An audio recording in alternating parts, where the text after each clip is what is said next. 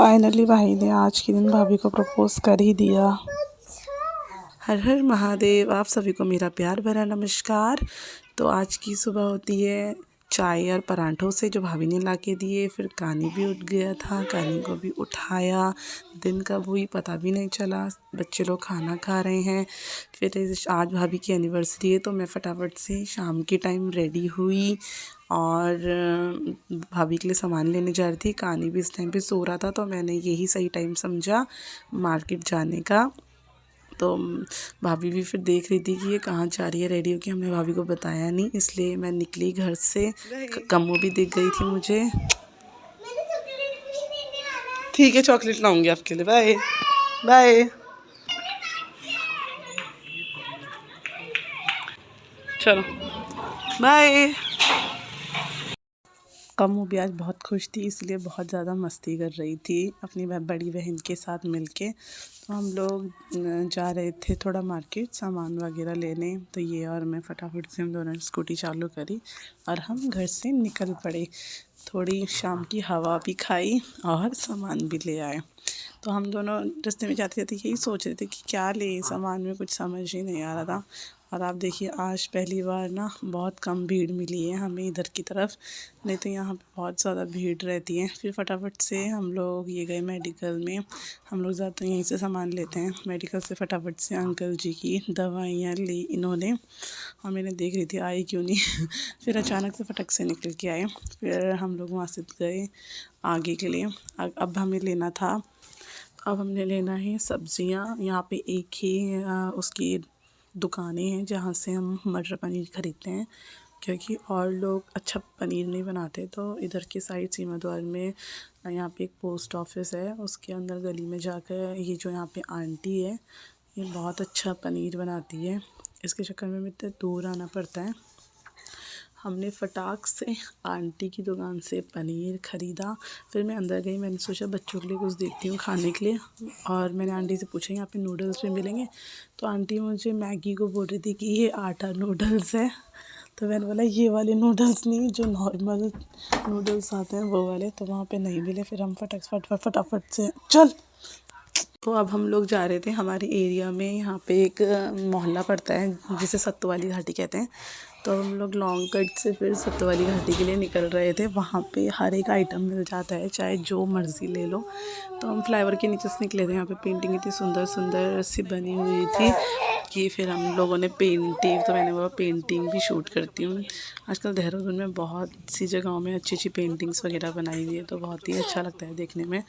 और जिस टाइम हम लोग आए थे उस टाइम थोड़ा सा ठीक टाइम लग रहा था, थोड़ा थोड़ा अंधेरा लगने लग गया है। आज पार्टी का जितना भी अरेंजमेंट था, मतलब खाने वाने का, वो मैं बनाने वाली थी और मम्मी। तो मैंने भाभी को बोला कि मैं नूडल्स वगैरह ही बनाऊंगी, बाकी सब कुछ आप लोग देख लेना। तो फिर मम्मी ने कहा ठीक है पनीर वगैरह मैं बनाऊंगी तो नूडल्स बनाना। फिर मैंने भाभी के लिए कुछ लिया भी नहीं था, तो इस वजह से हम लोग यहाँ पर आए। ये बहुत ही छोटा, मतलब छोटा सा एरिया है, मतलब मोहल्ला टाइप है। यहाँ पे हर चीज़ मिल जाती है जो मार्केट में मिलती है, और यहाँ तक कि मार्केट से ना कम रेंज में भी मिल जाती है। मार्केट से कुछ नहीं तो 50-100 रुपये कम ही होगा, और कौन इतनी दूर मार्केट में जाएगा। इससे अच्छा हम लोग ना यहीं से आके फटाफट से ले लेते हैं भैया लोगों से। फिर मैंने भाभी के लिए सामान लिया और हम लोग निकल पड़े अपने घर के लिए। इस एरिया में थोड़ा सा रश होता है, और देखो यहाँ पे ना हर एक आइटम मिलेगा। बट ये बहुत छोटा छोटा सा एरिया पर सब कुछ मिलता है। यहाँ पे ऐसी कोई चीज़ नहीं जो यहाँ ना मिले। तो और देखो आते आते हम लोगों को ना हल्की हल्की शाम भी होने लगी थी। यहाँ पे किसी की शादी हो रही थी, मुझे इसकी डेकोरेशन बहुत पसंद आई। तो इसके पापा को बोल रही थी, इसके पापा ने बोला कि हाँ इसकी डेकोरेशन अच्छी लग रही है, छोटे मोटे फंक्शंस के लिए ठीक होती है। हम लोग आए फटाफट से घर, एक्टिवा लगाई, और जैसे मैंने देखा कम्मू ऊपर से आ रही थी। कम्मू ऊपर से भागती भी आती है। उसने मुझे गेट से देख लिया था, इसलिए मैं उसे बोल रही थी चप्पल हाथ में क्यों लेकर आ रही है।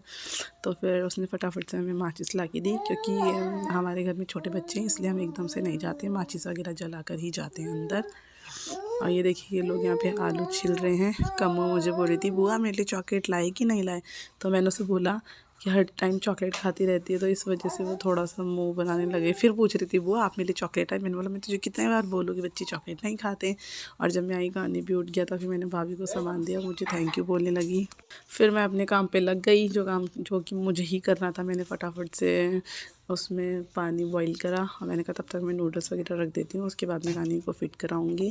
तो मैंने नूडल्स वगैरह रख दिया। ये शूट ना मेरी भतीजी कर रही है, जो मेरे पीछे वाले भाई की बेटी है। उसके बाद मैंने चाउमीन चेक करी कि पकी है कि नहीं पकी। इतना वो बोल रही थी बुआ मुझे सिखाओगी कैसे वो कर दे, तो मैं उसे बता रही थी कि ऐसे ऐसे करती रहना। और उसने बिल्कुल ठीक ठीक शूट किया। फिर चाउमीन उबल गई थी, तो फिर मैंने उसे थोड़ा धुला ताकि मैं उसे फ्रिज में थोड़ा ठीक होने के लिए रख दूँ। उतनी देर में जब मैं रख कर आई तो देखो मेरी भतीजी फटाफट से पत्ता गोभी काटने लगी। बोल रही थी कि बुआ मैं आपकी थोड़ी हेल्प कर देती हूँ। तो मैंने उसे बोला कि नहीं मैं कर लूँगी, तो फिर भी वो ज़बरदस्ती लगी हुई थी कि नहीं मैं भी करूँगी मैं भी करूँगी। मैंने बोला ठीक है कर। तो मैंने उसे सिखाया कि देख ऐसे ऐसे काटते हैं, और वो भी मुझे देख देख के सही सही काट रही थी। फिर मैंने फटाफट से पत्ता गोभी को चॉप काटा, और फिर मैंने प्याज काटा नूडल्स के लिए। तो देखो इन ऐसी ऐसी चीज़ें मतलब ऐसे ऐसे काटना पड़ता है इन सब के लिए। और आज प्याज काटते काटते मेरी आंखों में आंसू आ गया था। तो भाभी मुझे चिढ़ा रही थी कि आज रो क्यों रही हो तुम। मैंने बोला प्याज की वजह से रो रही हूँ और कुछ नहीं। फिर कानी भी अपने पापा के साथ खेल रहा था। और अब तैयारी हो गई है मेरे नूडल्स बनाने की। तो मैंने कढ़ाई में ऑयल रखा और पत्ता गोभी को डाला और हल्का सा ऐसे सौटे सा किया, और लहसुन अदरक डालने में भूल गई थी, तो वो फिर मैंने अब डाला। और बस तो भाभी बोल रही थी कि हाँ हाँ मेरे को भी सिखाओ। मैंने कहा सीखो सीखो, अगली बार से तुम बनाना जब हमारी एनिवर्सरी होगी। तो भाभी ने बोला ठीक है। तो अभी मैं थोड़ी सी इसलिए बना रही हूँ क्योंकि अभी मैं इसे बच्चों के लिए बना रही हूँ बिना मिर्ची डाले।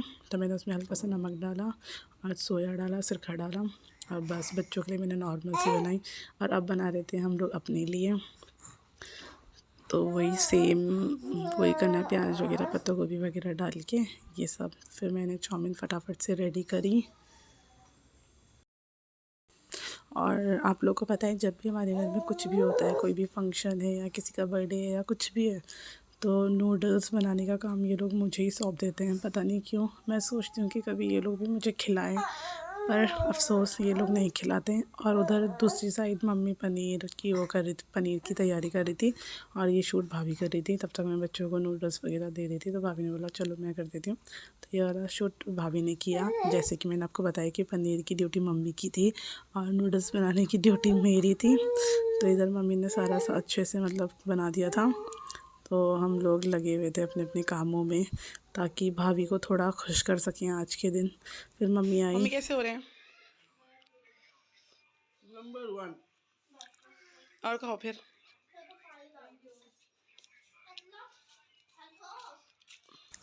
चलो आज के दिन भाभी भी थोड़ा हैप्पी हो गई थी चाउमीन खा के। मैंने उससे पूछा कैसी हो रही, तो मस्त हीरोइन बन के इशारे कर रही थी कि बहुत अच्छी हो रही है। और मम्मी को भी मैंने खिलाया, बल्कि मम्मी बहुत कम खाती है, पर फिर मैंने कहा कि कोई बात नहीं खा लो। और ये लोग देखो इनकी तो शैतानियाँ ख़त्म नहीं होती। तो फिर जल्दी से भाभी ने चाउमीन खा के लग गई अपने काम में कि चलो मैं थोड़ी हेल्प कर देती हूँ, तुम थक गई होंगी।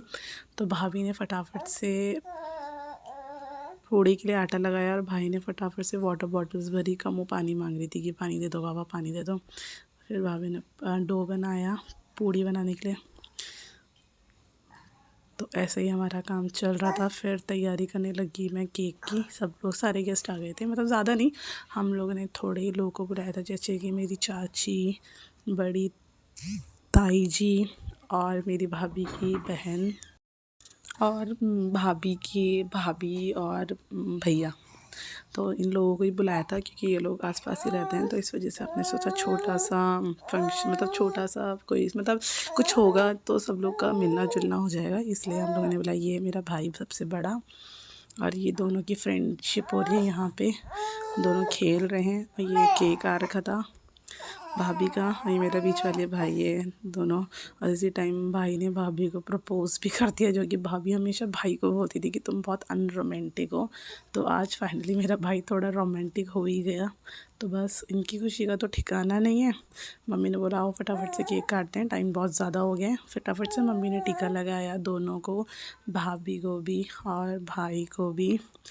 और ऐसे ही सब लोग इंजॉय कर रहे थे। मैंने बिल्कुल वॉल्यूम वो कम इसलिए कर रखी क्योंकि उन लोगों ने पीछे गाने लगा रखे थे। नहीं तो मैं चाह रही थी कि जो भी मतलब हो रहा है यहाँ पे वो सब कुछ वैसे सुनाऊंगी आवाज़ के साथ, बट इन्होंने सॉन्ग लगा रखे थे तो इस वजह से फिर मुझे आवाज़ सारी हटानी पड़ी। और भाभी तो मस्त खुश है, भाई भी, और मैं भी कैंडल वगैरह जला रही हूँ उन लोगों के लिए। अभी भी थोड़ा बहुत काम लेके और देखो ये सारे हमारे गेस्ट बैठे हैं। सब्ज़ी भी मैंने ही बनाई क्योंकि मेरे को ही वो काम दिया गया था। फिर इन दोनों ने फटाफट से केक खिलाया। जब ये मम्मी को खिला रहे थे तब मैं उधर ही की साइड थी, इसलिए वो मैंने शूट नहीं किया। पहले भाभी ने मम्मी को खिलाया, भैया ने भी मम्मी को खिलाया, फिर दोनों ने एक दूसरे को खिलाया, फिर मम्मी ने इन दोनों को खिलाया और अब मम्मी डांस करने लगी। मम्मी बहुत खुश होती है जब उनके बच्चे खुश होते हैं। फिर ताई जी लोग भी आए, ताई जी लोगों ने भी अपनी तरफ से अपना प्यार भरा उपहार दिया। फिर उनकी दीदी और जीजा आए, उन्होंने भी उन्हें गिफ्ट दिया, ताकि वो केक भी लाए थे और सूट भी लाए थे। और फिर मैं और भाभी हम लोगों ने तो पहले ही दे दिया था, तो क्या फॉर्मेलिटी करनी लोगों के सामने, इसलिए हमने चुपके से पहले ही उन्हें गिफ्ट वगैरह दे दिया था। और ये है उनकी दीदी, नहीं भाभी और भैया जो उनके गांव के साइड के, वो हमारे घर के बगल में रहते हैं।